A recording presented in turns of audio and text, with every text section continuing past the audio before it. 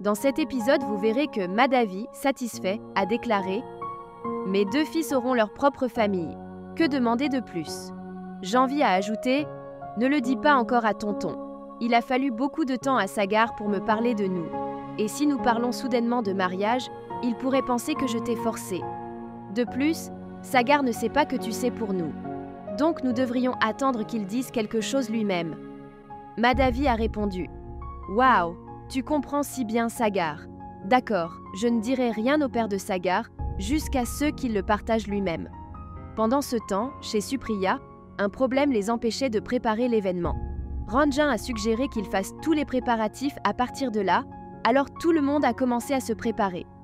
Sagar était en communication avec quelqu'un lorsque Ganga est arrivée avec des tapis qu'elle a accidentellement laissés tomber. Sagar a essayé de l'aider, mais Ganga l'a arrêté. Maharaj, qui se trouvait à proximité, a proposé de prendre les tapis de Ganga et lui a remis ceux qu'il portait. Ganga est alors parti.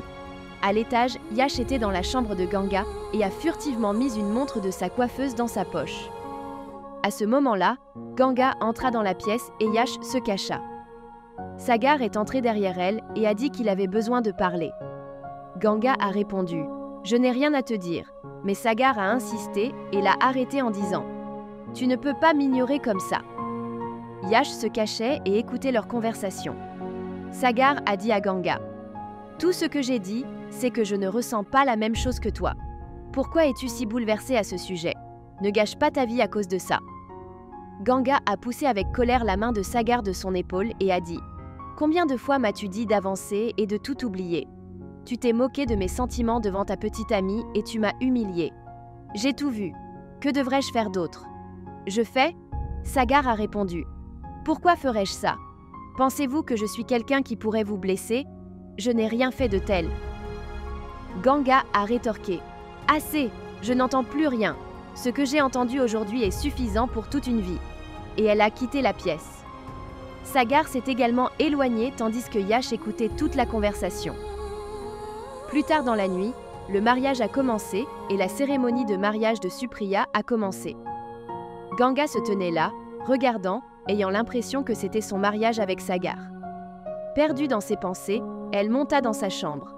Yash, la voyant monter, la suivit. Tout le monde était en bas.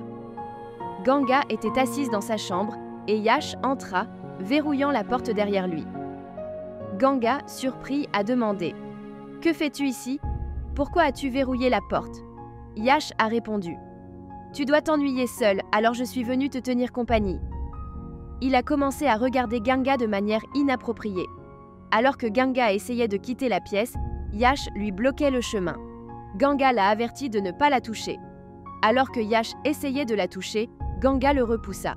Elle l'a menacé en lui disant « Pars maintenant, ou les choses vont vraiment mal tourner pour toi. » Yash la nargua. « Tu rêves toujours de Sagar, n'est-ce pas? Il t'a quitté pour Janvi, mais ne t'inquiète pas, je compenserai son absence. » Il a attrapé Ganga avec force. Alors qu'elle se débattait et criait à l'aide, personne en bas ne pouvait l'entendre. À ce moment-là, Sagar, qui avait réfléchi aux paroles de Ganga et avait remarqué qu'elle avait disparu, monta à l'étage. Il a demandé à grand-mère où était Ganga, et grand-mère lui a dit qu'elle était montée à l'étage. Sagar l'a suivi. Quand il est arrivé, il a vu Yash harceler Ganga. Enragé, Sagar a attrapé Yash par derrière et l'a frappé fort en disant « Comment oses-tu toucher Ganga ?» En bas, Janvi cherchait Sagar et se rendit chez grand-mère, qui lui dit qu'il était monté à l'étage pour trouver Ganga. À l'étage, Sagar a continué à confronter Yash, lui demandant « Dis-moi, pourquoi l'as-tu touché ?» Yash, essayant de s'excuser, dit « C'était un malentendu. Je suis juste venu lui tenir compagnie. Elle semblait s'ennuyer seule à l'étage. » Sagar, furieux, dit « J'ai envie de te traîner devant tout le monde.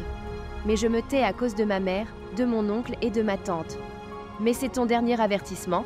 Si je te revois près de Ganga, je vais te tuer. »